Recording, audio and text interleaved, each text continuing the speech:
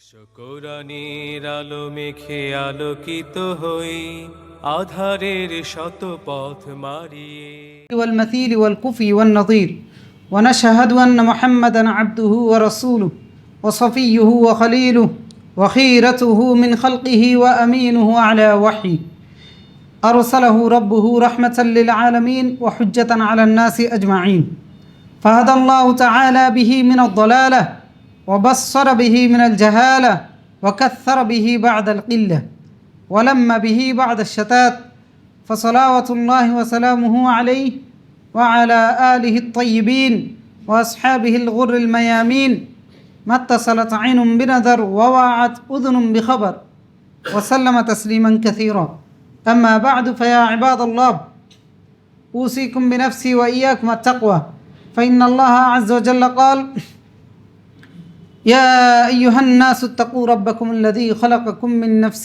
واحدة وخلق منها زوجها وبث منهما رجالا كثيرا ونساء واتقوا الله الذي تساءلون به والأرحام إن الله كان عليكم رقيبا وقال تعالى يا أيها الذين آمنوا اتقوا الله حق تقاته ولا تموتن إلا وأنتم مسلمون وقال تعالى يا أيها الذين آمنوا اتقوا الله وقولوا قولا سديدا يصلح لكم أعمالكم ويغفر لكم ذنوبكم ومن يطع الله ورسوله فقد فاز فوزا عظيما الحمد لله শুরুতে আল্লাহর শুকরিয়া আদায় করি আলহামদুলিল্লাহ।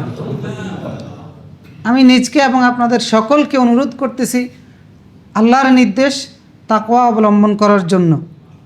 আর সেই তাকওয়া হচ্ছে আল্লাহর আদেশ নিষেধ মেনে চলা, এটার নামই হচ্ছে তাকওয়া। 24 ঘন্টায় যতক্ষণ আমার নিঃশ্বাস আমার মধ্যে আছে, চলমান আছে, ততক্ষণেই আল্লাহ রাব্বুল আলামিনের কোনো আদেশ বা নিষেধ আমার প্রতি রয়েছে। সুতরাং নিঃশ্বাস যতক্ষণ চলমান ততক্ষণেই নিজকে মুত্তাকি হিসেবে পরিচয় দেওয়ার সুযোগ আমাদের রয়েছে।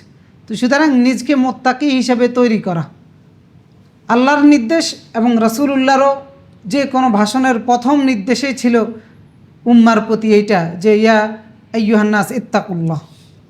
কাকে ভয় করতে হবে? আল্লাহকে। আল্লাহকে মেনে চলো, আল্লাহর আদেশ নিষেধ মেনে চলো। তা আলহামদুলিল্লাহ, আল্লাহর শুকরিয়া, আমরা যারা আল্লাহর আদেশ পালন করতে আজকে জুমার সালাত আদায় করতে আসতে পেরেছি, এই জন্য আল্লাহর শুকরিয়া আদায় করে আলহামদুলিল্লাহ। রাসূলুল্লাহ সাল্লাল্লাহু আলাইহি ওয়াসাল্লামের প্রতি দুরুদ এবং সালাম পড়ি সাল্লাল্লাহু আলাইহি ওয়াসাল্লাম।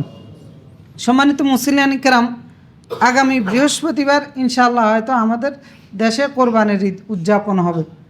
তা আমরা ঈদুল আজহা উদযাপন করব। তো সেই হিসাবে আমরা কোরবানির উপরে আলোচনা করব আজকে। প্রথমত হচ্ছে কোরবানি করা এটা কার নির্দেশ? আল্লাহর নির্দেশ। শুধু কি উম্মতে মুহাম্মদের জন্য নাকি আগেরকার উম্মতের জন্যও ছিল? সমস্ত উম্মতের জন্য ছিল। আদম থেকে শুরু করে একবারে আমরা পর্যন্ত সকলের জন্যই কোরবানির বিধান ছিল, কিন্তু প্যাটার্নটা ভিন্ন ছিল। স্থানকাল পাত্রভেদে আল্লাহ রাব্বুল আলামিন এগুলো পরিবর্তন করেছেন। সর্বশেষ চূড়ান্ত গ্রন্থ কোরআন নাজিল করে দেওয়ার পরে চূড়ান্ত ফয়সালা করে দিয়েছেন সিস্টেমগুলো এরকম হবে, যেটা আমরা এখন ফলো করতেছি। আদম আলাইহিস সালামের 2 ছেলে কোরবানি করেছেন, আল্লাহ তাআলা সেই ঘটনা উল্লেখ করেছেন। এর মাধ্যমে প্রমাণিত হয় যে কোরবানির যে ইবাদত, আল্লাহর যে এই নির্দেশ, এইটা আদম থেকে শুরু করেছিল। আদম আলাইহিস সালামের 2 ছেলে কোরবানি করেছেন, এক ছেলেরটা আল্লাহ তাআলা গ্রহণ করেছেন, আরেক ছেলেরটা আল্লাহ রাব্বুল আলামিন কবুল করেন নাই। তো কেন গ্রহণ করেছেন আর কেন গ্রহণ করেন নাই, আল্লাহ তাআলা সূরা মায়েদার 27 নম্বর আয়াতে সেটা উল্লেখ করেছেন। রাসূলকে বললেন যে ওয়াতলু আলাইহিম নাবা ইবনে আদম বিল হক, আদমের 2 সন্তানের সত্যিকারের খবরটা আপনি তাদেরকে তেলাওয়াত করে শুনিয়ে দেন। সেই খবরটা কি? যে কররাবা কুরবানান ফাতুকব্বিলা মিন আহাদিহিমা ওয়া লাম ইউতাকাব্বাল মিনাল আখার, তারা 2 জনেই নৈকট্যের জন্য কোরবানি করেছিলেন। একজনেরটা আল্লাহ তাআলা গ্রহণ করেছেন, আরেকজনেরটা গ্রহণ করেন নাই। বলে কেন গ্রহণ করেছেন, কেন করেন নাই? বলেন যে ইন্নামা ইয়াতাকাব্বালুল্লাহ মিনাল মুত্তাকিন, যে তাকওয়ার পরিচয় দিতে পারবে আল্লাহ তারটা গ্রহণ করেন। তার মানে বোঝা যাচ্ছে যে কোরবানির মাধ্যমে আল্লাহ রাব্বুল আলামিন তাকওয়ার পরিচয় জেনে নেন। তো সুতরাং এটা নিতান্তই গোস্ত খাওয়ার, পশু জবাই করার অন্যান্য ধর্মাবলম্বীরা যেভাবে করে থাকে ওই রকম কোনো উৎসব নয়, বরং এটা হচ্ছে ইবাদত, আল্লাহর নির্দেশ, এবং আমি মুত্তাকি কিনা সেটা পরিচয় দেওয়ার একটা মাধ্যম। যেহেতু আল্লাহ তাআলা আদমের সন্তানের একজনেরটা কবুল করেছেন, আরেকজনেরটা কবুল করেন নাই। উল্লেখ করেছেন একজন মুত্তাকি ছিল, আরেকজন মুত্তাকি ছিল না। সুতরাং কোরবানির মাধ্যমে আমার আখিরাতের গন্তব্য জান্নাত জাহান্নাম যেটা নির্ধারণ করে দিবে, যেই কোয়ালিটিটা, সেটা হচ্ছে তাকওয়া। আর কোরবানির মাধ্যমে এই পরিচয়টা আমি আল্লাহর কাছে দিচ্ছি। সুতরাং নিতান্তই এটা কোনো উৎসব যেন না হয়, এটা যেন আমাদের তাকওয়ার পরিচয়ের দেওয়ার মানদণ্ড হয়। সুতরাং যারা কোরবানি করব তাদের মধ্যে এই চেতনা এবং এই বিশ্বাস, এই নিয়ত যেন থাকে যে এটার মাধ্যমে আমি আল্লাহর সন্তুষ্টি অর্জন করব এবং নিজকে আল্লাহর কাছে মুত্তাকি হিসেবে তুলে ধরব। কারণ আল্লাহর নির্দেশই হচ্ছে, আমরা বলেছি যে তাকওয়া হচ্ছে আল্লাহর আদেশ এবং নিষেধ পালন করা। তো সেই আল্লাহর নির্দেশ হচ্ছে কোরবানি করা। সূরা কাউসারের মধ্যে রাসূলুল্লাহকে বলেছি, না আতাইনা কাল কাউসার, আমি আপনাকে আধিক্যতা দান করেছি, ফসল্লি লিরাব্বিকা ওয়ানহার, অতএব কৃতজ্ঞতা স্বরূপ আপনি সালাত আদায় করেন আপনার রবের, আমার সালাত আদায় করেন। ওয়ানহার, নাহার বলা হয় তাকে, উট কোরবানি করা হয় সেটাকে নাহার বলা হয়। তো মানে আল্লাহর জন্য আপনি কোরবানি করেন। তো সুতরাং আল্লাহর এই নির্দেশ শুধু রাসূলুল্লাহর জন্য খাস ছিল না, গোটা উম্মতের জন্য, গোটা উম্মতের জন্যই ছিল। তো এই জন্য আমাদেরকে কোরবানি করতে হবে। এরপরে সহিহ আবু দাউদের এবং ইবনে মাজার মধ্যে একটা হাদিস এসেছে, 3123 নম্বর হাদিস। রাসূলুল্লাহ ওই হাদিসের মধ্যে আবু হুরায়রা থেকে বর্ণিত, রাসূলুল্লাহ বলেছেন যে মান ওয়াজাদা সাআতান, যার প্রশস্ততা আছে, মানে সুযোগ আছে, ওয়ালাম ইউদাহি ফালা ইয়াকরাবান্না মুসাল্লানা, সে যদি কোরবানি না করে, পশু যদি জবাই না করে, সে যেন আমাদের মুসল্লায় না আসে, মানে আমাদের ঈদের জামাতে যেন অংশগ্রহণ না করে। তো যারা কোরবানিটাকে ফরজ বলেছেন, এই হাদিসটাকেই তারা সবচেয়ে শক্তিশালী দলিল হিসেবে নিয়েছেন যে রাসূলুল্লাহ এখানে বড় ধরনের নির্দেশনা দিয়েছেন যে সুযোগ আছে, সে যদি কোরবানি না করে ঈদের জামাতে যেন অংশগ্রহণ না করে, মানে হুঁশিয়ারি দিয়েছেন।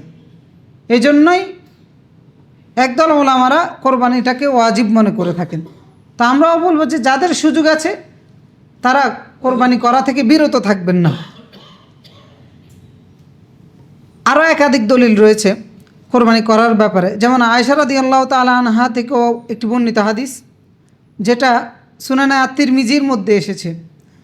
ওইখানে আয়েশা রাদিয়াল্লাহু তাআলা আনহা বলতেছেন যে রাসূলুল্লাহ বলেছেন, মা আমালা আদামিয়্যু মিন আমালি ইয়াউমিন নাহর, কোরবানির দিন, পশু জবাইয়ের দিন বনি আদম যে আমলগুলো করে এর মধ্যে সবচেয়ে আহাব্বু ইলাল্লাহ, আল্লাহর কাছে সবচেয়ে প্রিয় আমল হচ্ছে ইহরাকুদ্দাম, কোরবানির জন্তু জবাই করতে গিয়ে যে রক্ত প্রবাহিত হয় ওই আমলটা। কেউ কেউ হাদিসকে দুর্বল বলেছেন, ইমাম তিরমিজি হাদিসটাকে হাসান বলেছেন। তো তারপরেও কোরবানির দিনের পশু জবাই করার যে রক্ত আমরা প্রবাহিত করি, এটা কি বর্বর কোনো চিত্র? এটা কার জন্য করি? আল্লাহর জন্য করি। এ রক্ত জবাই করা এটা কি অমানবিক? না, কারণ এই জন্তুগুলো সৃষ্টি করেছে কে? আল্লাহ তাআলা, এবং এগুলো জবাই করার নির্দেশ দিয়েছেন কে? আল্লাহ রাব্বুল আলামিন। তো সেজন্য আল্লাহর নির্দেশ পালন করাকে যারা বর্বর মনে করে এরা মানুষ নয়, এরা মানুষ নয়। এবং মুমিন মুসলিম তো দূরে থাক, এরা মানুষের কাতারেও পড়বে না। সুতরাং যাদের এই সমস্ত মায়া কান্না দেখা, গিয়ে দেখেন যে কেন বলতেছে এরা অমানুষ, কারণ এরা মানুষকে জবাই করে দেন, এদের কোনো আপত্তি নেই, কিন্তু জন্তু জানোয়ার জবাই করলে এদের অ্যালার্জি শুরু হয়ে যায়। তো সেই জন্যই বলতেছি যে এরা মানুষ জবাই করতে রাজি আছে, কিন্তু আল্লাহর নির্দেশ, আল্লাহর সৃষ্টি করা জন্তু, সেগুলো আল্লাহর নির্দেশে জবাই করবেন, এটার জন্য এরা রাজি হয় না। এরকম একদল মানুষ আছে কি না? আছে। সুতরাং আমরা কার নির্দেশ পালন করব? আল্লাহর নির্দেশ পালন করতে গিয়ে আমরা কোরবানি করব। আর এই কোরবানি আগেই বলেছি এটা একটা ইবাদত, যে ইবাদত আল্লাহ রাব্বুল আলামিন সমস্ত উম্মার জন্য নির্ধারণ করে দিয়েছিলেন। সূরা হজ্জের 34 নম্বর আয়াতে আল্লাহ তাআলা বলেছেন, ওয়ালিকুল্লি উম্মাতিন জাআলনা মানসাকা লিয়াযকুরু ইসমাল্লাহ। সকল উম্মতের জন্য আমি মানসাক দিয়েছি। হজের এবং কোরবানির বিধানকে বলা হয় তাকে মানসাক। তার মানে হজের বিধান, কোরবানির বিধান সমস্ত উম্মার জন্য ছিল। বলে কেন দিয়েছেন? লিয়াযকুরু ইসমাল্লাহ, কাকে স্মরণ করার জন্য? আল্লাহকে স্মরণ করার। নাকি সেলফি তোলার জন্য? নাকি ছবি তুলে দেখাবেন যে কোরবানির গরু ডান 10 লাখ 20 লাখ 15 লাখ, এটার জন্য না। কাকে স্মরণ করার জন্য? আল্লাহকে স্মরণ করার জন্য। কোরবানির উদ্দেশ্য আল্লাহ তাআলা বলে দিলেন, লিয়াযকুরু ইসমাল্লাহ আলা মা রাযাকাহুম। এই জন্তুগুলো রিজিক হিসেবে, কোরবানির গোশত কি আল্লাহ খায় নাকি আমরা খাই? তো রিজিকটা খাওয়াচ্ছে কে? আল্লাহ। সৃষ্টি কে করেছে? আমাদের অধীনস্থ কে করে দিয়েছে? আমাদের কথা মতো উঠে বসে নিয়ে গেলে হাঁটে এই জন্তুগুলো কে করে দিয়েছেন? আল্লাহ তাআলা করে দিয়েছেন। আল্লাহ তাআলা বললেন যে লিয়াযকুরু ইসমাল্লাহ আলা মা রাযাকাহুম, যে রিজিক আমি তাদেরকে দিয়েছি এই রিজিকের জন্য যেন তারা আমাকে স্মরণ করে। অর্থাৎ আমাকে খুঁজে তারা পায় না। আল্লাহ যে তাদেরকে কিভাবে রাখছে, কিভাবে খাওয়াচ্ছে, কিভাবে লালন পালন করতেছে, এগুলো খুঁজে তারা পায় না। সুতরাং এই কোরবানির মাধ্যমে যেন তারা খুঁজে পায় আল্লাহকে। মিন বাহিমাতিল আনআম, গবাদি পশুগুলো থেকে। এরপর আর বলতেছেন যে ওয়া ইলাহুকুম ইলাহুম ওয়াহিদ, আমাদের ইলাহ কয়জন? এক আল্লাহ, একাধিক কোনো ইলাহ নাই। ধরেন এই পরিচয়টা পাওয়াটাও কোরবানির একটা উদ্দেশ্য, যে এক ইলাহর পরিচয় জানা, সেই ইলাহকে স্মরণ করা এবং তিনি যে রিজিক দিচ্ছেন ওই রিজিকের জন্য কৃতজ্ঞতা আদায় করা। এরপরে বলতেছেন ফালাহু আসলিমু, কোরবানি এটা নিতান্ত একটা উৎসব নয় এবং পশু জবাই করার কোনো আনুষ্ঠানিকতাও নয়, বরং ফালাহু আসলিমু, এই কোরবানির মাধ্যমে আমি আল্লাহর কাছে প্রমাণ দেখাচ্ছি যে আমি আল্লাহ আপনার কাছে আত্মসমর্পণ করেছি। ওয়াবাশশিরিল মুখবিতিন, আল্লাহ বলতেছেন বিনয়ীদের জন্য সুসংবাদ। তার মানে যারা কোরবানি করবে এরা বিনয়ী হিসাবে আল্লাহর কাছে পরিচয়। তো সুতরাং কোরবানির মাধ্যমে আমি আল্লাহকে স্মরণ করতে পারতেছি, কোরবানির মাধ্যমে আমি আল্লাহর কৃতজ্ঞতা আদায় করতে পারতেছি, কোরবানির মাধ্যমে আমি এক ইলাহকে মেনে নিচ্ছি, কোরবানির মাধ্যমে আমি আল্লাহর কাছে আত্মসমর্পণ করতেছি, কোরবানির মাধ্যমে আমি বিনয় প্রকাশ করতেছি কার কাছে? আল্লাহর কাছে। সুতরাং এটা এই জন্যই ইবাদত, এই জন্যই এটা দাসত্ব। রাসূলুল্লাহ সাল্লাল্লাহু আলাইহি ওয়াসাল্লাম মুসলিমের পরিচয় দিয়েছেন, মান সাল্লা সালাতানা, যে আমাদের মতো করে সালাত আদায় করে, ওয়াস্তাকবালা কিবলাতানা, এবং আমাদের কেবলাকে কেবলা হিসেবে মানে, কোরবানি করে কিন্তু দেওয়ানবাগিকে কেবলা মানে, কোরবানি করে কিন্তু শাহজালালকে কেবলা মানে, কোরবানি করে কিন্তু কেবলা হচ্ছে 8 রশি, লাভ হবে? রাসূলুল্লাহ পরিচয় দিচ্ছেন মান সাল্লা সালাতানা ওয়াস্তাকবালা কিবলাতানা, যে সালাত আদায় করে আমাদের মতো এবং আমাদের কেবলাকে অর্থাৎ কাবাকে কেবলা মানে, ওয়াকালা যাবিহাতানা, আমাদের জবাই করা পশুর মাংস খায়, ফাযাকাল মুসলিম, সে হচ্ছে মুসলিম। সুতরাং কোরবানি মুসলিম পরিচয় দেওয়ারও একটা মাত্র। তো সেজন্য রাসূলুল্লাহকে আল্লাহ তাআলা বলেছেন, কুল ইন্না সলাতি ওয়া নুসুকি ওয়া মাহইয়ায়া ওয়া মামাতি লিল্লাহি রাব্বিল আলামিন, আমার সালাত, আমার কোরবানি, আমার জীবন মরণ সব কার জন্য? আল্লাহর জন্য। সুতরাং কোরবানির মাধ্যমে আমরা আল্লাহর কাছে আত্মসমর্পণ করেছি এই পরিচয় দিচ্ছি, কোরবানির মাধ্যমে আমরা আল্লাহর কাছে বিনয়ী হিসেবে নিজকে তুলে ধরতেছি। সুতরাং এইটা নিয়ে ঢাকঢোল পিটানো, অন্যদের সাথে সাদৃশ্য করা অথবা মাংস খাওয়ার কোনো উৎসব মনে করা এই জাতীয় কোনো বিষয় নয়, এটা ইবাদত। কিন্তু এই ইবাদতটা পালন করতে হবে উৎসবের সাথে। এই জন্য মুসলমানের ইবাদতের মধ্যে, মুসলমানের উৎসবের মধ্যে আর অন্যান্য ধর্মের উৎসবের মধ্যে আকাশ পাতাল ব্যবধান, আকাশ জমিন ব্যবধান। অন্যান্য ধর্মের উৎসবগুলি নিতান্তই উৎসব, নোংরামি, অশ্লীলতা এগুলোই থাকবে। আর আমাদের এই উৎসবকে কিছু কুলাঙ্গার এই উৎসবগুলোকে নষ্ট করে দেয়, অন্যদের থেকে শিখে এই নোংরামি অশ্লীলতাগুলো করে কি না? করে। ঈদের দিনে ছেলে মেয়ে একসাথে ঘুরেফেরা করতেছে, এখানে সেখানে নাচানাচি করতেছে, এমনকি কোরবানির জন্তুর উপরে উঠে নাচানাচি করে। আমাদের উৎসব এটার জন্য না। আল্লাহ তাআলা বলেছেন যে কোনো উৎসবের পরে আমরা কার মহত্ব বরত্ব ঘোষণা করব? আল্লাহর মহত্ব। আমাদের উৎসবগুলো হচ্ছে এই জন্যই আল্লাহ দিয়েছেন যে আল্লাহর বরত্ব মহত্ব প্রকাশ করার জন্য, ইবাদত হিসেবে দিয়েছেন।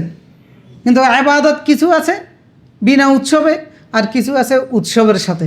তো এই উৎসবের সাথে ইবাদত হচ্ছে ঈদ উল ফিতর এবং ঈদ উল আযহা। এটা ইবাদত,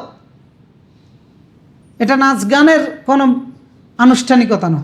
এখানে নাচ গান করে বিভিন্ন ধরনের পার্টির আয়োজন করে এই ইবাদতকে নষ্ট করা যাবে না, বরং এই উৎসব করেও জাহান্নামের কয়লায় পরিণত হতে হবে। তো সেজন্য সাবধান থাকতে হবে আল্লাহর পক্ষ থেকে ইবাদতকে যেন বিকৃত করা না হয়। এরপরে কোরবানি আল্লাহ রব্বুল আলমিন বলেছেন, আল্লাহ রব্বুল আলমিনের একটা নিদর্শন, কল্যাণকর নিদর্শন কোরবানিকে আল্লাহ তাআলা উল্লেখ করেছেন সূরা হাজ্জের 36 নম্বর আয়াতে, যে ওয়াল বুদনা জাআলনাহা লাকুম মিন শাআইরিল্লাহ লাকুম ফিহা খায়র। কোরবানির জন্তু আমি তোমাদের জন্য নিদর্শন বানিয়েছি। কে বানিয়েছে নিদর্শন? আল্লাহ। জাআলনা লাকুম ফিহা খায়র, এমন নিদর্শন যেটার মধ্যে তোমাদের জন্য কল্যাণ রয়েছে। কল্যাণ আছে কি না? খাবার গরুর মাংসের গোস্তগুলো খাচ্ছি, কল্যাণ আছে কি না? এখানে কল্যাণ রয়েছে। এরপরে আল্লাহ তাআলা বলতেছেন সূরা হাজ্জের 32 নম্বর আয়াতে যে এই কোরবানির মাধ্যমে আল্লাহ রাব্বুল আলামিন কার অন্তরে তাকওয়া আছে, কার অন্তরে তাকওয়া নাই, এটা জেনে নেন। ওয়া ইউআযযিম শাআইরাল্লাহ, যে আল্লাহর নিদর্শনকে সম্মান করে, অর্থাৎ আল্লাহ যে বিধান দিয়েছে এই বিধানকে যে সম্মান করে, ফাইন্নাহা মিন তাকওয়াল কুলুব, এটা হচ্ছে অন্তরের তাকওয়ার পরিচয়। তাকওয়া থাকে কোথায়? অন্তরে থাকে। আমার অন্তরে তাকওয়া আছে নাকি নাই, এই পরিচয় দেওয়ার একটা নিদর্শন, একটা মাধ্যম হচ্ছে কোরবানি। কারণ রাসূলুল্লাহ ইশারা করে দেখিয়েছেন, আত্তাকওয়া হা হুনা, আত্তাকওয়া হা হুনা, আত্তাকওয়া হা হুনা। তাকওয়া বসবাস কোথায়? অন্তরে। তো সেজন্য কোরবানি হচ্ছে এমন একটা বিধান, এমন একটা ইবাদত, আমার অন্তরে তাকওয়া আছে কি না আল্লাহ রাব্বুল আলামিন এই কোরবানি দেওয়ার মাধ্যমে, করার মাধ্যমে জেনে নিচ্ছেন। এরপরে আরও বিস্তারিত আল্লাহ তাআলা 37 নম্বর আয়াতে সূরা হাজের মধ্যে বললেন যে কোরবানির জন্তুর রক্ত, গোস্ত কোনোটা কি আল্লাহর কাছে যায়? যায় না। না ইয়ানালাল্লাহ লুহুমুহা ওয়ালা দিমাউহা, আল্লাহর কাছে রক্তও যায় না, কোরবানির মাংসও আল্লাহর কাছে যায় না। নিয়ে যায় কি না? আদমের সন্তানেরটা নিয়ে গেছিল, এখন তো সেটাও নেয় না। আদমের 2 সন্তানের কোরবানি করেছে, একজনেরটা নিয়ে গেছে, আরেকজনেরটা নেয়নি। কারণ তখন কবুল হওয়াটা জানার সুযোগ ছিল, এই কারণে। এখন কারটা কবুল হয়েছে, কারটা কবুল হয় না, জানারও সুযোগ নেই। সুতরাং আমাকেই আমার অন্তরের অবস্থানের ভিত্তিতে জানান দিতে হবে যে আমারটা কবুল হয়েছে, আমারটা কবুল হয় না। কারণ গোস্ত আল্লাহ নিবে না, রক্ত আল্লাহ নিবে না, কিন্তু আল্লাহ কোনটা দেখবে? ওয়ালাকিন ইয়ানালুহু তাকওয়া মিনকুম, তোমাদের মধ্যে কার মধ্যে তাকওয়া আছে আল্লাহ সেটাই দেখবে। যেমন কোরবানির মাধ্যমে তাকওয়ার পরিচয় দিতে হবে। এরপরে কোরবানির উপকারিতা অনেক রয়েছে, যেগুলো আমরা আগে বলেছি। গোস্ত খাওয়া ছাড়াও কোরবানির মাংসের মাধ্যমে আল্লাহ রাব্বুল আলামিন, অনেক মানুষ আছে যারা সারা বছরে 1 কিলো মাংস কিনে খেতে পারে না, আছে না? আর আমাদের অন্তর এত পাষাণ হয়ে গেছে, কোরবানির গরু জবাই করলে আমরা ওই মাংস এখন মানুষকে দিইও না, বরং কোরবানি আসলে 2টা-3টা ফ্রিজ কিনে নেয় সবাই, কিনে এরপরে দিই, বাস যা মাংস হয় নিজের ফ্রিজের মধ্যে। কারণ ওই কোরবানির দিন সাংবাদিকরা দেখিয়েছে, অনেকগুলো ভিডিও এরকম দেখেছি, যে সারাদিন হেঁটেও সে 1 কিলো মাংস পায় নাই। কিন্তু কোরবানির একটা উদ্দেশ্য হচ্ছে এই ধনী গরিব সবাইকে মাংসের যে চাহিদা আছে সেটা যেন পূরণ করতে পারে। কারণ মাংসের মধ্যে প্রচুর পরিমাণের প্রোটিন আছে, এখানে জিঙ্ক আছে, বিভিন্ন ধরনের ভিটামিন আছে। তো অসামর্থ্যের কারণে গরিব লোকেরা সেগুলো থেকে বঞ্চিত হয়। তো কোরবানির বিধানটা এই জন্য দেওয়া হয়েছিল। এই জন্য রাসূলুল্লাহ সাল্লাল্লাহু আলাইহি সাল্লাম প্রথমে নিয়ম করে দিয়েছিলেন, যখন অসচ্ছল ছিল এই জন্য সবাইকে নিয়মে করে দেওয়া হয়েছিল যে 3 ভাগ করে 1 ভাগ গরিবদেরকে, আত্মীয় স্বজনকে এবং নিজেদের জন্য। পরবর্তীতে যখন একটু সচ্ছলতা এসেছে ওই নিয়মটা বাধ্যতামূলক নিয়ম উঠিয়ে ফেলা হয়েছে। তো যদি কোনো সমাজে এরকম অসচ্ছলতা থাকে তাহলে ওই সমাজে বাধ্যতামূলক 3 ভাগ করা, গরিবদেরকে দেওয়া বাধ্যতামূলক, কারণ এটা একটা উদ্দেশ্য। তো সেজন্যই আল্লাহ তাআলা নির্দেশ দিয়েছেন সূরা হাজের মধ্যে 36 নম্বর আয়াতে যে ফাকুলু মিনহা, তোমরা খাও সেখান থেকে, ওয়াতুইমুল কানিআ ওয়াল মু'তার, যারা মানুষের কাছে হাত পেতে চায় তাদেরকেও দাও। আল কানিআ, যারা হাত পাততে পারে না, আত্মমর্যাদা বোধের কারণে নিজেরা নিজেদেরটা নিয়ে সন্তুষ্ট থাকে, এদেরকেও দাও। তো একদল আপনার হাতের নাগালে পাবেন দেওয়ার জন্য, আরেক দল আত্মমর্যাদা বোধের কারণে আপনার কাছে আসবে না, কিন্তু তার কাছে পৌঁছে দেওয়ার দায়িত্ব কার? যিনি কোরবানি করেছেন ওনার। সুতরাং সবাইকে দিতে হবে। ফাকুলু মিনহা ওয়াতুইমুল বাইসা ওয়াল ফাকির, দরিদ্র নিঃস্ব এদের সবাইকেই খাওয়ানোর ব্যবস্থা করতে হবে। এরপরে কোরবানি হচ্ছে ইব্রাহিম আলাইহিস সালামের সুন্নাহকে পুনর্জীবিত করা, কোরবানি করা। যেহেতু ইব্রাহিম আলাইহিস সালামের সুন্নাহ হিসেবে বর্তমানে যে কোরবানিটা আমরা করে থাকি, বললাম যে প্যাটার্নগুলো চেঞ্জ হয়েছে, তো ইব্রাহিম আলাইহিস সালাম থেকে প্যাটার্নটা চেঞ্জ হয়ে ওই প্যাটার্নেই আমরা কোরবানি করে যাচ্ছি। ইব্রাহিম আলাইহিস সালাম ছেলেকে জবাই করেছেন, সে জায়গায় একটা দুম্বা জবাই হয়েছে, তো সেখান থেকে ইব্রাহিম আলাইহিস সালামের মতো করেই আমরা কোরবানি করে যাচ্ছি। এরপরে কোরবানি সর্বশেষ যেটা, সেটা হচ্ছে যে আল্লাহ রাব্বুল আলামিন যে নিয়ামত দিয়েছেন গবাদি পশুগুলো, নিয়ামত কিনা অনেক বড় নিয়ামত। এখন হয়তো আমরা কৃষিজীবী না, আমরা শহরের মানুষ যারা আছে তারা কৃষিভিত্তিক লাইফটা লিড না করার কারণে এই নিয়ামতটা যে অনেক বড় নিয়ামত এটা ওইরকম বেশি ফিল করে না। কিন্তু যখন মানুষ চাষাবাদ আর হচ্ছে পশুপালন দিয়ে তাদের জীবনটা কাটিয়েছে, তখন মানুষ হারে হারে এবং প্রতিটা ক্ষণে ক্ষণে, এবং সবচেয়ে ধনী ব্যক্তি হিসেবে গণ্য করা হতো ওই ব্যক্তিকে যার কাছে সবচেয়ে বেশি গবাদি পশু আছে। গোয়াল ভরা ধান, না গোয়াল ভরা গরু, গোলা ভরা ধান, আর হচ্ছে পুকুর ভরা মাছ। আগে বিয়ে শাদী দেওয়ার ক্ষেত্রে পাত্র যদি এই কোয়ালিটি সম্পূর্ণ থাকতো তাহলে উঁচু মানের পাত্র হিসেবে বিবেচনা করা হতো, ঠিক কিনা? মুরব্বীরা যারা আছেন ওনারা, তো এটাই ছিল সম্পদ। ওই ক্যাটাগরি থেকে বের হওয়ার কারণে এখন আমরা সুস্থ নাই, অসুস্থ হিসেবে জীবনযাপন করতেছি। কিন্তু ওই ক্যাটাগরিতে যারা জীবনযাপন করতেছে তারা সুস্থতার সাথে জীবনটাকে অতিবাহিত করতেছে। তো সুতরাং কোরবানির জন্তুগুলো অনেক বড় একটা নিয়ামত, আর কতটা অ্যাঙ্গেলে নিয়ামত আল্লাহ রাব্বুল আলামিন প্রতিটা অ্যাঙ্গেল বিস্তারিত কোরআনের মধ্যে উল্লেখ করেছেন। এরা আমাদের অধীনস্থ হয়ে চলতেছে, এটা নিয়ামত। এদের চামড়াগুলো দিয়ে কি করতেছি, এদের থেকে কি পানীয় পাচ্ছি, এদের মাংস দিয়ে কি হচ্ছে, এবং এদেরকে বাহনের কাজে ব্যবহার করতেছি, শীতের সময় এদেরকে কি কাজে ব্যবহার করতেছি, বিভিন্ন ধরনের মালামাল বহন করার ক্ষেত্রে এক জায়গা থেকে আরেক জায়গায়, এগুলো নিয়ে বিস্তারিত আল্লাহ রাব্বুল আলামিন বর্ণনা করেছেন। যখন টিভির স্ক্রিনে পশুর বিশাল পাল যখন দেখেন সবুজ প্রান্তরে ছুটে বেড়াচ্ছে, আপনি দেখে শিহরিত হন, আনন্দিত হন, পুলকিত হন, এবং এই দৃশ্যের সাহিত্যের ভাষায় কত রকমের বর্ণনা দিয়ে দেন। এই সুন্দর দৃশ্যের অবতারণা কে করেছে? আল্লাহ তাআলা করেছে, যেটা দিয়ে আপনি নিজে তৃপ্তি পান। আল্লাহ তাআলা এগুলোও কোরআনে উল্লেখ করেছেন গবাদি পশুকে কেন্দ্র করে। তো এই নিয়ামত কার দান? আল্লাহ তাআলা ওয়াম্মা বিনিআমাতি রাব্বিকা ফাহাদ্দিস, আমি যে নিয়ামত তোমাদেরকে দিয়েছি সেটার জানান দাও। আল্লাহর জন্য কোরবানির জন্তু জবাই করা, আল্লাহ কোরবানির জন্তু নামক যে গবাদি পশুগুলো আমাদেরকে দিয়েছেন এগুলো আল্লাহর জন্য জবাই করে আল্লাহর নিয়ামতের জানান দেওয়া হচ্ছে। তারা আল্লাহর কৃতজ্ঞতা আদায় করাই হচ্ছে কোরবানির অন্যতম একটি লক্ষ্য, এবং নিজকে মোত্তাকি হিসেবে আল্লাহর কাছে তুলে ধরা কোরবানির লক্ষ্য। সুতরাং এই লক্ষ্য থেকে বিচ্যুত হয়ে কেউ যদি কোরবানি করে তার কোরবানি হবে? হবে না। তারা আমরা যারা কোরবানি করার জন্য সিদ্ধান্ত নিয়েছি, আমাদের কোরবানি করার লক্ষ্য ঠিক রাখতে হবে, নিয়ত ঠিক রাখতে হবে, উদ্দেশ্য ঠিক রাখতে হবে, তবেই আমার কোরবানি আল্লাহর দরবারে কবুল হবে। তাই এরপর আজকে আমরা কোরবানি শুদ্ধ হওয়ার জন্য কিছু বিষয় সত্য রয়েছে, সেগুলোর উপরে আমরা আলোচনা করব। কোরবানি শুদ্ধ হওয়ার জন্য এক নাম্বার যেটা আমরা বললাম, এতক্ষণ আলোচনা করেছি, সেটা হচ্ছে যে নিয়ত, খুলুসিয়ত, তাকওয়া, উদ্দেশ্য ঠিক রাখা। কার জন্য করতে হবে? আল্লাহর জন্য করতে হবে। এরপরে কিছু সত্য রয়েছে যেগুলো রাসূলুল্লাহ হাদিসের মধ্যে উল্লেখ করেছেন। কোরবানির করার জন্য যে মৌলিক সত্য সেটা হচ্ছে যে কোরবানি করব কি দিয়ে? কোরবানি করতে হবে গবাদি পশু, এগুলোর বাইরে কোনো জন্তু দিয়ে যদি কোরবানি করি, কোরবানি হবে? হবে না। সেই জন্তুগুলো হচ্ছে উট, গরু, ছাগল, দুম্বা, ভেড়া। এর বাইরে কোনো জন্তু দিয়ে কোরবানি করা যাবে না। মহিষ দিয়ে যদি করেন, এটা নিয়ে ছোট্ট একটু বিতর্ক আছে। তো আমরা বলবো বিতর্কের ঊর্ধ্বে যদি থাকতে চান তাহলে মহিষ বাদ দিয়ে কোরবানি করুন।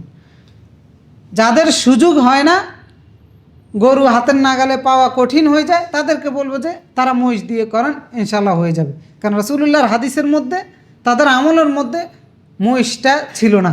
কিন্তু মহিষের সাদৃশ্যতার কারণে অধিকাংশ ওলামারা বলেছেন যে মহিষ দিয়ে কোরবানি করা যায়, যেহেতু গরুর সাথে সব ধরনের সাদৃশ্যতা আছে। কিন্তু আমরা বলবো যে সরাসরি হাদিসের উপর আমলের জন্য যাদের সুযোগ আছে, মহিষের বাইরে উট, গরু, ছাগল এগুলোর মধ্যে এগুলো দিয়েই কোরবানি করার, তারা এগুলোর বাইরে যাবেন না। যদি হাতের নাগালে পাওয়া কঠিন হয় তাহলে সেই ক্ষেত্রে বলবো যে মহিষ দিয়ে কোরবানি করলেও হয়ে যাবে। এরপরে গাধা, জেব্রা অথবা ঘোড়া অথবা হরিণ এই জাতীয় প্রাণী দিয়ে কোরবানি করলে হবে? এগুলো খাওয়া যায়, কিন্তু কোরবানি করলে হবে না, কোরবানি হবে না। 2 নম্বর শর্ত হচ্ছে কোরবানির জন্তু নির্দিষ্ট বয়সের হতে হবে। যে প্রাণীগুলোর কথা আমরা বললাম, এই প্রাণীগুলো যে কোনো বয়সের যে কোনো সময় আপনার জন্য জবাই করে খাওয়া যায়, কিন্তু কোরবানির জন্য যখন আপনি জবাই করবেন তখন বয়সটা নির্ধারিত করে দেওয়া হয়েছে, সেই নির্ধারিত বয়সের ভিতরে হতে হবে। যদি উট হয় তাহলে কত বছর? 5 বছর পূর্ণ হতে হবে। 6 বছরে পদার্পণ করেছে এরকম উট হতে হবে। আর যদি গরু বা মহিষ দিয়ে যদি করি তাহলে কয় বছর? 2 বছর কমপ্লিট হতে হবে। 3 বছরে পদার্পণ করেছে এইরকম গরু অথবা মহিষ হতে হবে। আর যদি ছাগল দিয়ে করি তাহলে 1 বছর। রাসূলুল্লাহ সাল্লাল্লাহু আলাইহি সাল্লাম বলেছেন, লা তাযবাহু ইল্লা মুসিন্না। মুসিন্না হচ্ছে বয়সের যে ক্যাটাগরি, এটাকে মুসিন্না বলা হয়ে থাকে। উটের ক্ষেত্রে, গরুর ক্ষেত্রে, ছাগলের ক্ষেত্রে নির্ধারণ করে দেওয়া হয়েছে 5, 2 এবং 1 বছর। এরপর রাসূলুল্লাহ বলেছেন, ইল্লা ইয়াসারা আলাইকুম ফাতাযবাহু জাযাআতাম মিনাদ-দান। হ্যাঁ, যদি এই ক্যাটাগরির পাওয়া বয়সের যেটা নির্ধারণ করে দেওয়া হয়েছে এইটা যদি পাওয়া কঠিন হয়ে যায়, তো সেই ক্ষেত্রে বলা হয়েছে 6 মাসের দুম্বা যদি হয় সেটা দিয়েও কোরবানি হবে। তবে সেটা শর্ত হচ্ছে দেখতে এরকম মোটা পুষ্ট হতে হবে যেন 1 বছর মনে হচ্ছে, যদি কঠিন হয় সেই ক্ষেত্রে। কিন্তু 1 বছরেরটা পাওয়া যদি কঠিন হয়, তো সেই ক্ষেত্রে দুম্বার ক্ষেত্রে এবং ভেড়ার ক্ষেত্রে এই ছাড়টা দেওয়া হয়েছে যে 6 মাস বয়সেরটা দিয়ে কোরবানি করলে হবে। সুতরাং বয়সটা আপনার কোরবানিটা শুদ্ধ হওয়ার জন্য পশুর ক্রাইটেরিয়া যেটা বলা হয়েছে সেটা ঠিক রাখতে হবে, বয়সের যে ক্রাইটেরিয়া বলা হয়েছে সেটা নিশ্চিত করে নিতে হবে। এখন অনেকেরই দেখা যায় যে ব্যাপারীরা মিথ্যা কথা বলে, 2 বছর হয় নাই তারপরও 2 বছর বলে বিক্রি করে দেয়।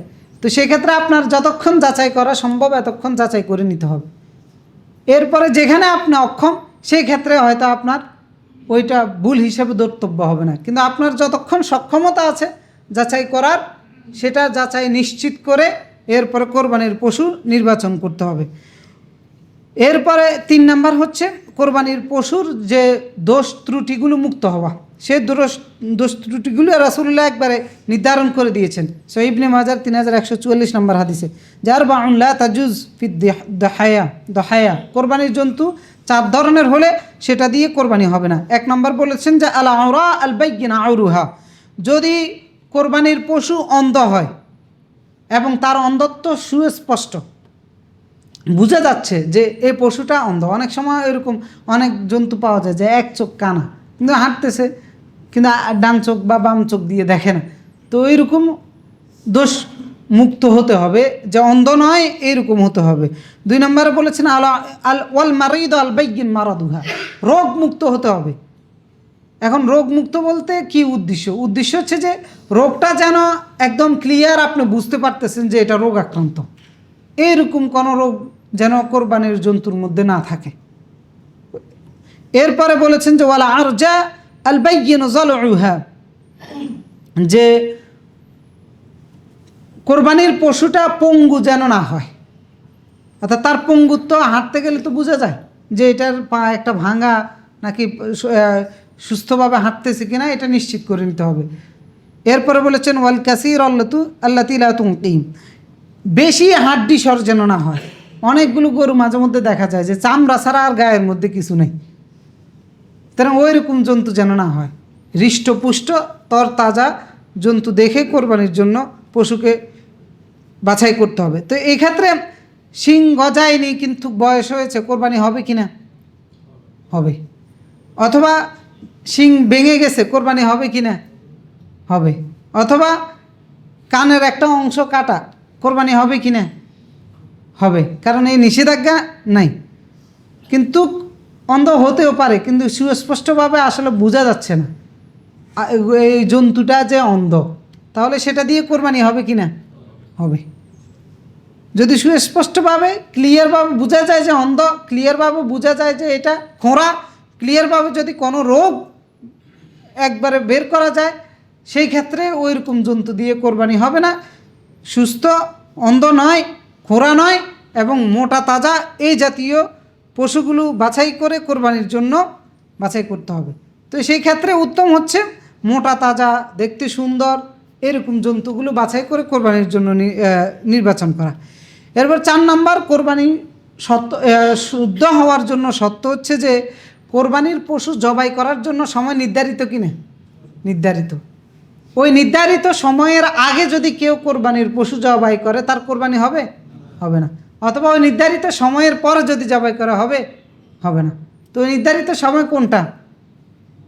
ঈদের দিন, এর পরের দিন এবং তার পরের দিন, 3 দিন, অর্থাৎ 10, 11, 12 এই দিনগুলোর মধ্যে রাতে এবং দিনে যে কোনো সময় যদি কোরবানি করেন, কোরবানির ওটা কোরবানি হিসেবে গণ্য হবে।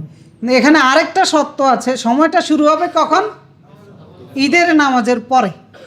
ঈদের নামাজে, ঈদের দিনেই, কিন্তু ঈদের নামাজের আগে যদি জবাই করে কোরবানি হবে? হবে না। রাসূলুল্লাহ বলেছেন সেটা সাধারণ জবাই হিসেবে গণ্য হবে। খাওয়া হারাম হয়ে যাবে না, তবে কোরবানি শুদ্ধ হওয়ার জন্য ঈদের নামাজের পরেই কোরবানির জন্তু জবাই করা শুরু হবে, 12 তারিখ পর্যন্ত জবাই করা যাবে। তো সেই ক্ষেত্রে কিছু ওলামারা পরামর্শ দিয়েছেন রাতের বেলায় না করাটাই ভালো, কিন্তু না জায়েজ কেউ বলেন নাই, জায়েজ আছে, রাতের বেলায় চাইলেও করতে পারেন। এরপরে আমরা কোরবানি করার জন্য বা কোরবানি করার ক্ষেত্রে কিছু বিষয় আছে যেগুলো আমরা এড়িয়ে চলি বা আমরা খেয়াল করি না। কোরবানি বিশুদ্ধ হওয়ার জন্য এই বিষয়গুলো খেয়াল করা আমাদের জন্য একান্তই দায়িত্ব ও কর্তব্য। সেটা 1 নম্বরে আমরা আগেই যেটা বলেছি যে কোরবানির উদ্দেশ্য নির্ধারণ করা। কোরবানির উদ্দেশ্য কোরবানির গোস্ত খাওয়া নয়, কোরবানির কোনো উৎসব নয়, বরং কোরবানির উদ্দেশ্য হচ্ছে কি? আল্লাহর নৈকট্য। ইদ কাররাবা কোরবানান, আল্লাহর নৈকট্য পাওয়ার জন্য কোরবানি উপস্থাপন করেছে। তো সুতরাং নিজেকে, নিজের তাকওয়া আল্লাহর কাছে তুলে ধরার জন্য কোরবানি। সুতরাং উদ্দেশ্য থেকে বিচ্ছিন্ন না হওয়া, নিজকে মোত্তাকি হিসেবে উপস্থাপন করার জন্য কোরবানি, সেই উদ্দেশ্য ঠিক রাখা। এরপরে কোরবানি করার ক্ষেত্রে আমরা অনেক সময় দাম নিয়ে গর্ব করি, অহংকার করি, বা বেশি দামের জন্য বড়াই করি বা প্রতিযোগিতা করি। এই জাতীয় বিষয়গুলো থেকে দূরে থাকা। কে কত লাখ টাকা দিয়ে কিনছে এগুলো নিয়ে নিউজ হবে, যাদের টাকা আছে আর কি, তাদের মধ্যে দেখা যায় যে এই জাতীয় বিষয়গুলি নিয়ে প্রতিযোগিতা চলে। যে অমুকে কিনছে 5 লাখ দিয়ে, আমাকে কিনতে হবে 10 লাখ দিয়ে। কোরবানির কি এই জাতীয় কোনো উদ্দেশ্য আছে? এই জাতীয় কোনো উদ্দেশ্য নেই। বরঞ্চ আপনি এটা করতে পারেন, কার জন্য করতেছেন? আল্লাহর জন্য করতেছেন। তা আপনার যেহেতু গোস্ত খাওয়াটা আপনার এটা অপশনাল, সেই ক্ষেত্রে আপনি এমন গরুগুলো কিনেন যেগুলো দ্বারা বেশি মানুষকে খাওয়াইতে পারবেন। ওই প্রতিযোগিতার মধ্যে যাওয়ার কোনো দরকার নাই যে একবারে 10 লাখ টাকা দিয়ে কিনে, মানে কী কয়, যেটাকে আমরা সহজ ভাষায় বলি আর কি, যে গর্ব দেখানোর জন্য এই জাতীয় বিষয়গুলো না নিয়ে বরং ভালো সুন্দর গরুগুলো বাছাই করে যাতে করে মানুষের মধ্যে বন্টন করবেন, বেশি মানুষ যেন উপকৃত হয়, সেই বিষয়টা মাথায় রেখে অধিক পরিমাণে গরু কিনে জবাই করেন, অধিকাংশ মানুষকে খাওয়ানোর ব্যবস্থা করতে পারবেন। তো এই জন্য এই বড়াইগুলো থেকে বিরত থাকা। 2 নম্বর হচ্ছে কোরবানি হারাম উপার্জন দিয়ে হবে নাকি হালাল উপার্জন দিয়ে? এটা অনেক বড় একটা ইস্যু। অধিকাংশই অবৈধ ইনকামকারীরা এই অসুস্থ প্রতিযোগিতাটা করে, 20 লাখ টাকা দিয়ে 30 লাখ টাকা দিয়ে। প্রতি বছর কোরবানির সময় তো এই জাতীয় নিউজগুলো হয়। এক নিউজে তো একজনের একবারে ধ্বংসই করে দিয়েছে। এক ছাগল কিনতে যাইয়া একবারে গোটা সরকারই পড়ে গেছে। তো সুতরাং এই জাতীয় বিষয়ের মধ্যে যাওয়া যাবে না, বরং হালাল উপার্জন করা পশু দিয়ে জবাই করেন। একটা ছাগল দিয়ে কোরবানি করেন, সেটা একবারে 10,000 টাকায় হোক, কারণ আপনি কার জন্য করতেছেন? আল্লাহর জন্য করছেন। কারণ আল্লাহ রাব্বুল আলামিন ইন্নাল্লাহ তাইয়্যিব লা ইয়াকবালু ইল্লা তাইয়্যিব। এখানে তাইয়্যিব দ্বারা উদ্দেশ্য হচ্ছে যে হালাল। আল্লাহ নিজে পবিত্র, সুতরাং হালাল ছাড়া আল্লাহ গ্রহণ করেন। কোরবানির উদ্দেশ্য নিজকে মোত্তাকি হিসেবে তুলে ধরা। মানে হারাম উপার্জন দিয়ে যদি কোরবানি করেন তো তাহলে কি মোত্তাকি হলেন? এরপরে কোরবানি এটা একটা ইবাদত, কিন্তু এটা নিয়ে এত বেশি মাতামাতি করা যে এই দিনগুলোতে আরও একটা বড় ইবাদত আছে। কোনটা? হজ। কোরবানি নিয়ে যতটা ব্যস্ত থাকে, যাদের হজ করার সুযোগ আছে তাদের জন্য কোনটা বেশি প্রয়োজন? হজ নিয়ে ব্যস্ত হওয়া।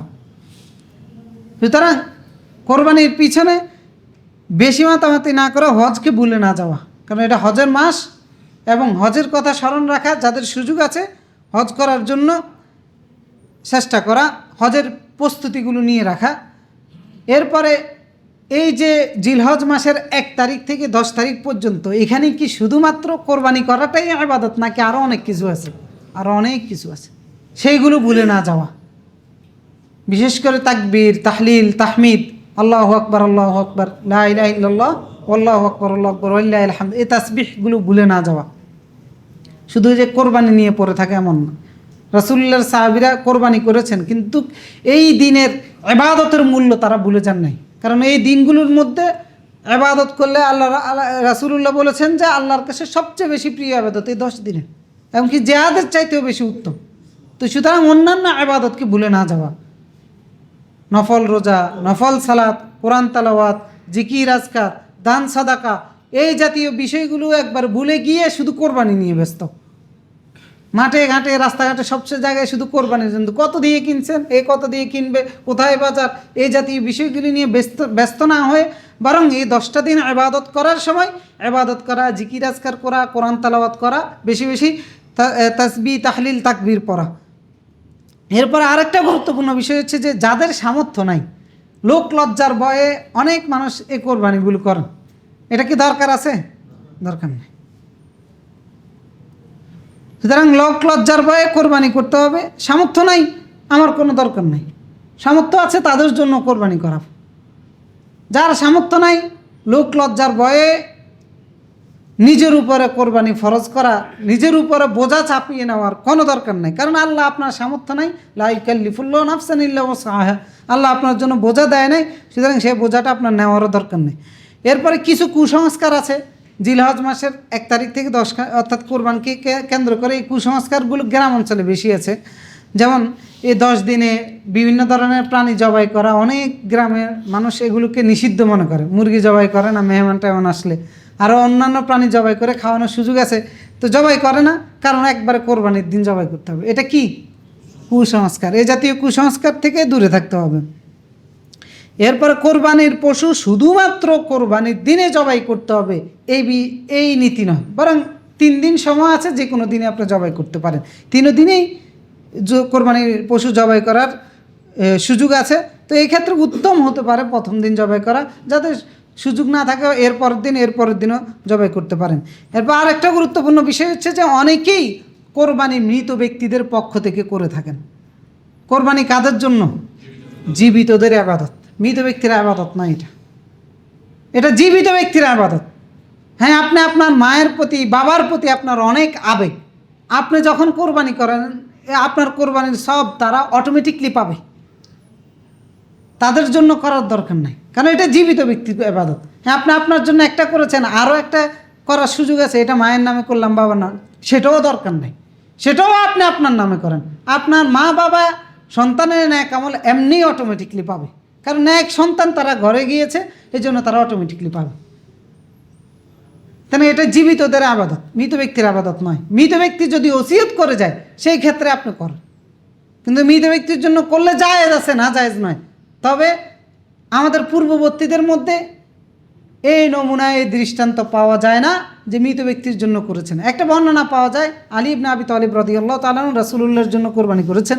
সেটাও ওলামারা বলেছেন যে এটা ওসিয়ত ছিল, সেজন্য আলী ইবনে আবি তালিব রাদিয়াল্লাহু তাআলা আনহু কোরবানিটা করেছেন। তো ওসিয়ত ছাড়া মৃত ব্যক্তিদের জন্য কোরবানি করার কোনো প্রয়োজন নেই। কারো যদি 60টাও করার সুযোগ থাকে অথবা 7 ভাগ দেওয়ার সুযোগ থাকে, সেক্ষেত্রে বলবো যে আপনি আপনার জন্যই করেন। এরপরে অনেক সামর্থ্যবান ছেলেরা কোরবানি করে, দেখা যায় যে বাবার নামে করে। তো বাবার কোনো ইনকাম নাই, বাবার উপরে কোরবানি ওয়াজিব না। কোরবানি ওয়াজিব আপনার ইনকাম আপনার উপরে, ধরেন আপনি আপনার পক্ষ থেকে কোরবানিটা করবেন, আপনার বাবা অটোমেটিকলি সওয়াবটা পাবে। ধরেন ওনার পক্ষ থেকে কোরবানি করার কোনো প্রয়োজন নেই। আপনার সামর্থ্য আছে, কারণ এটা তো সামর্থ্য যার আছে তার জন্য, যার সামর্থ্য নাই এই ইবাদত তো তার জন্য না। তো সুতরাং তার নামে করার কি, নিজে করে না, দেখা যায় যে বাপের সম্মানে বাপের নামে করে। তো ফরজ ওয়াজিব সুন্নত মুআক্কাদা বলি, যেটাই বলি, এটা তো আপনার জন্য, আপনার বাবার জন্য তো না। তা আপনার ওয়াজিব নিজেরটা বাদ দিয়ে কেন যার উপর ওয়াজিব না তার নামে করতেছেন? তো এই জন্য যার সুযোগ আছে তিনি তার নামে করবেন। আপনার বাবা মা ভালোবাসেন, অবশ্যই ভালোবাসা, এটা দায়িত্ব, তাদের সম্মান রাখা এটাও দায়িত্ব। কিন্তু অনেক সময় বাবা মারা বুঝে না, অনেক মুরব্বীকে বোঝানো যায়, বুঝিয়ে দিতে হবে, সওয়াবটা তারা অটোমেটিকলি পাবে। কারণ রাসূলুল্লাহ কোরবানি করেছেন, তিনি সওয়াবের মধ্যে সবাইকে অংশীদার করেছেন। সওয়াবে এবং মাংসে আপনি সবাইকে দেন, কোনো সমস্যা নেই, আনলিমিটেড মাংস একবারে যারা মন চায় তারা দেন। বাবা যদি বলে মাংস সবগুলো আমরা দিয়ে দেন, কোনো সমস্যা নেই। কিন্তু কোরবানির মালিকানা যার সামর্থ্য আছে তার জন্য। রাসূলুল্লাহ কোরবানির জন্তু জবাই করার সময় বলেছে, আল্লাহুম্মা তাকাব্বাল মিন্নি ওয়া মিন আহলি ওয়া মিন উম্মতি। সওয়াবের মধ্যে তিনি সবাইকে অংশগ্রহণ করিয়েছেন, যে আমার পক্ষ থেকে, আমার পরিবারের পক্ষ থেকে, আমার গোটা উম্মতের পক্ষ থেকে যারা কোরবানি করতে পারে নাই ওদের পক্ষ থেকে আপনি এটাকে কবুল করেন। সুতরাং সওয়াবের মধ্যে আমরা সবাইকে অংশীদার করতে পারি, কিন্তু মালিকানা যার সামর্থ্য তার জন্য, যার সামর্থ্য নাই তার জন্য নয়। এরপরে আরেকটা বিশ্বাস অনেক জায়গায় প্রচলিত আছে যে একজন শুধু একটাই কোরবানি করবে। ওই যে বললাম, অনেক ছেলেরা তারা একটা কোরবানি করে, সে মনে করে যে তার আর করা যাবে না, তার বাবার নামে করলো, সামর্থ্য আছে আরও বেশি করার। একাধিক কোরবানি একজন ব্যক্তির পক্ষ থেকে করা যায়, একাধিক ভাগে করা যায়, একাধিক জন্তুও করা যায়, কোনো সমস্যা নেই।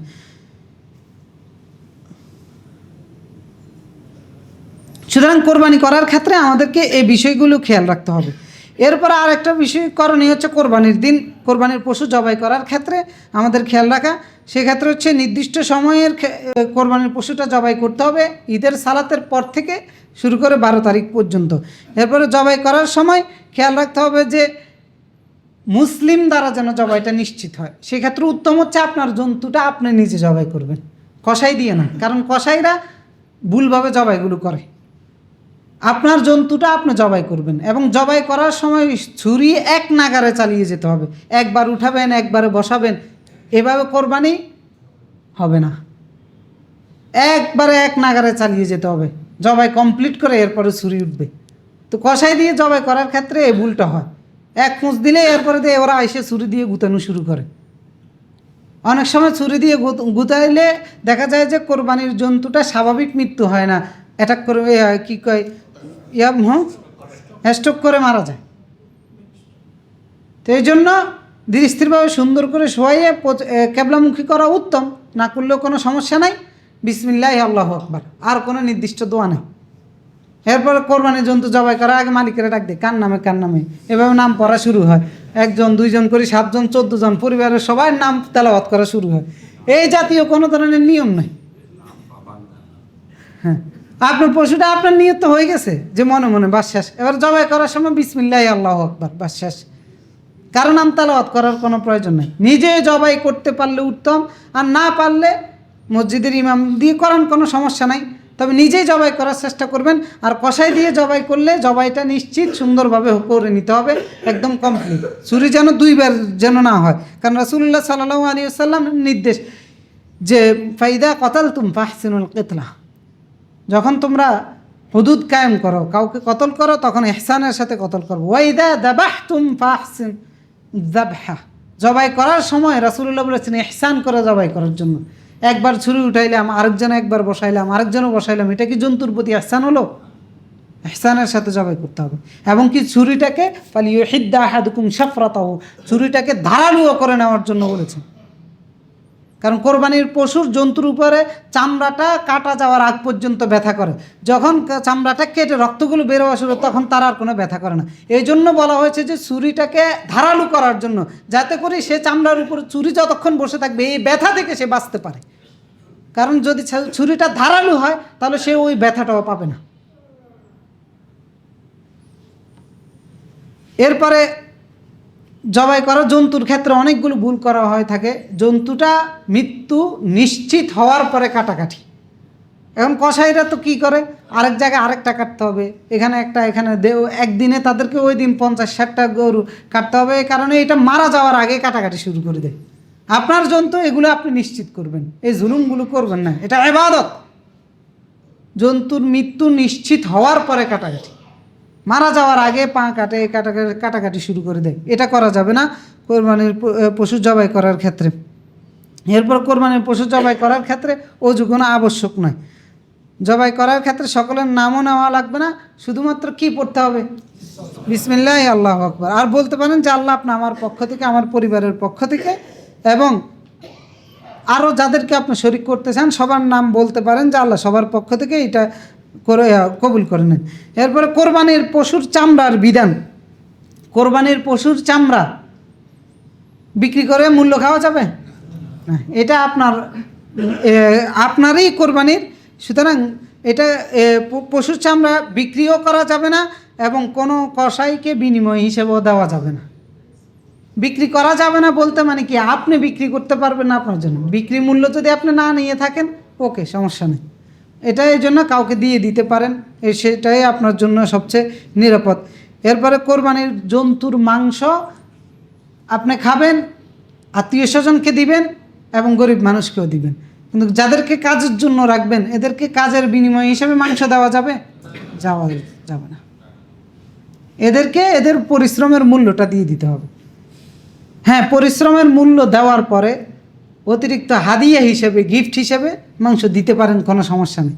কিন্তু মাংসটা বানিয়ে দিয়েছে, কষ্ট করেছে, এই জন্য দিলাম না, ওটা করা যাবে না। সেই ক্ষেত্রে তার যে পরিশ্রমের মূল্যটা আছে ওই মূল্যটা তাকে আদায় করে দিতে হবে। সুতরাং কোরবানি করার ক্ষেত্রে এই সমস্ত বিষয়গুলো খেয়াল রেখে ইনশাআল্লাহ আগামী বৃহস্পতিবার আমরা ঈদ উদযাপন করব, কোরবানিও করব। তো সেই ক্ষেত্রে আমরা এই বিষয়গুলো খেয়াল রাখার চেষ্টা করব, যাতে করে ইবাদতটা ইবাদতের মতো হয়, সঠিকভাবে হয়। আল্লাহ তাআলা এগুলো বুঝে এবং সঠিকভাবে যেন আমরা যারা এই আবাদত করার জন্য নিয়ত করেছি তাদেরকে সেই আবাদতটা বাস্তবায়ন করার তৌফিক দান করুন। আকুলু কওলি হাযা আস্তাগফিরুল্লাহ আল আযীম লি ওয়া লাকুম ফাস্তাগফিরুহু ইয়াগফির লাকুম ইন্নাহু হুয়াল গফুরুর রাহিম। আলহামদুলিল্লাহ আলা ইহসানি ওয়া শুকরু লাহু আলা তাওফীকি ওয়া ইমতিনানি ওয়া আশহাদু আল্লা ইলাহা ইল্লাল্লাহ ওয়াহদাহু লা শারীকা লাহু তা'যীমান লিশানি ওয়া আশহাদু আন্না মুহাম্মাদান আবদুহু ওয়া রাসূলুদ দাঈ ইলা রিদওয়ানি সাল্লাল্লাহু ওয়া সাল্লাম আলাইহি ওয়া আলা আলিহি ওয়া সাহবিহি ওয়া মান সারা আলা নাহজি ওয়াস্তান্না বিসুন্নতি ইলা ইয়াউমিদ্দিন। সম্মানিত মুসলিমান কিরাম, আমরা কোরবানির উপর আলোচনা করেছি। আগামী বৃহস্পতিবারেই আমাদের ঈদুল আদহা অনুষ্ঠিত হবে। তা আমাদের মসজিদে ঈদুল আদহার জামাত অনুষ্ঠিত হবে 6টা 30 অর্থাৎ আমাদের এখানে ঈদের জামাত 6টা 30 সকাল 6:30টায় অনুষ্ঠিত হবে ইনশাআল্লাহ। আর আমরা গত জুমায় আপনাদের কাছে আহ্বান করেছিলাম যে আমরা মসজিদের পক্ষ থেকে যারা কোরবানি দিতে পারবে না এদের কাছে মাংস বিতরণ করার জন্য আমরা যাদের একাধিক কোরবানি করার সুযোগ আছে তাদের কাছে আহ্বান করেছিলাম যে মসজিদে আপনার একটা ভাগ কোরবানি দিয়ে দিলে আমরা পশু ক্রয় করে যারা কোরবানি করতে পারে নাই, যেমনভাবে আমরা প্রতি বছর করেছি, এবছরও আমরা সেটা করব। তা আলহামদুলিল্লাহ অনেক ভাইয়েরা আমাদের এখানে অংশগ্রহণ করেছেন, যেমন আমাদের গ্যাস ভাই আছে, জাকির ভাই আছে, এরপরে দিয়ে আমাদের শিবলি ভাই সহ অনেকে অংশগ্রহণ করেছেন। তা এখনও আমাদের কোটা বাকি আছে। তা আপনাদের যাদের সুযোগ আছে তাদের প্রতি আমরা আহ্বান করব যে অংশগ্রহণ করতে পারেন। আমরা একটা কোরবানি আর একটা সাদাকার জন্য নির্ধারণ করা হয়েছে। সাদাকা মানে হচ্ছে কোরবানির জন্য দিতে হলে একবার পুরোটা দিতে হবে, আর সাদাকা মানে হচ্ছে একটা 2,000, 5,000, 10,000 টাকা করে যে টাকাটা উঠবে সেটা দিয়ে একটা জন্তু ক্রয় করে সেটার মাংস মানুষের মধ্যে বন্টন করে দেওয়া হবে। তো সুতরাং যাদের কোরবানির জন্য অথবা সাদকার জন্য যেখানে অংশগ্রহণ করার সুযোগ আছে আপনারা অংশগ্রহণ করার চেষ্টা করবেন। আর দান বাক্সগুলো একটু চালিয়ে দেন। আর আমাদের এই যে সম্মানিত ভাই রাকিব ভাই, ওনার নবজাতক শিশু দুনিয়াতে আসার পর থেকেই অসুস্থ। তো উনি এর আগেও আমরা আপনাদের কাছে বলেছিলাম দোয়া করার জন্য। আজকে উনি আবার আপনাদের কাছে দোয়া চেয়েছে ওনার ছেলের জন্য। তা আপনারা সবাই দোয়া করবেন আল্লাহ তাআলা ওনার ছেলেকে যেন শেফায়ে আজেলা এবং কামিলা দান করেন, পরিপূর্ণ সুস্থতা দান করেন। আরও এভাবে আরও অনেক ভাইরা আছেন অসুস্থ, তারাও দোয়া চেয়েছেন, তাদের জন্যও দোয়া করবেন। আল্লাহ তাআলা সকল অসুস্থ ব্যক্তিদেরকে সুস্থতা দান করুন। অনেক ভাইরা হজ করার জন্য মক্কায় গিয়েছেন, আরও অনেকে এখনও যাবেন, তারাও আমাদের কাছে দোয়া চেয়েছেন। আমরা তাদের জন্য আল্লাহর কাছে দোয়া করি সুস্থতার সাথে সঠিকভাবে যেন তারা হজ আদায় করে আসতে পারেন, আল্লাহ তাআলা তাদেরকে সে তৌফিক দান করুন। এবং আমরা যারা সামর্থ্য নাই হজ করার, আল্লাহর কাছে দোয়া করি আল্লাহ তাআলা আমাদেরকে হজ করার তৌফিক দান করুন। যারা আমরা এখনও কাবাঘর দেখি নাই, আমাদেরকে কাবাঘর দেখার জন্য কবুল করেন। আর যারা দেখেছি, যারা হজ করেছি, তারা যেন হজের মহত্ব বরত্ব এবং হজের শিক্ষা ধারণ করতে পারি, উদ্দেশ্য ধারণ করতে পারি, সেই রকম তৌফিক আমাদের সকলকে দান করুন। আমরা যারা এখানে উপস্থিত হয়েছি এবং যারা বিভিন্ন কারণে ওজরে উপস্থিত হতে পারে নাই, আল্লাহর কাছে দোয়া করি আল্লাহ তাআলা আপনি আমাদের সকলকে ক্ষমা করে দেন। আমাদের পিতা মাতা এবং আত্মীয় স্বজন যারা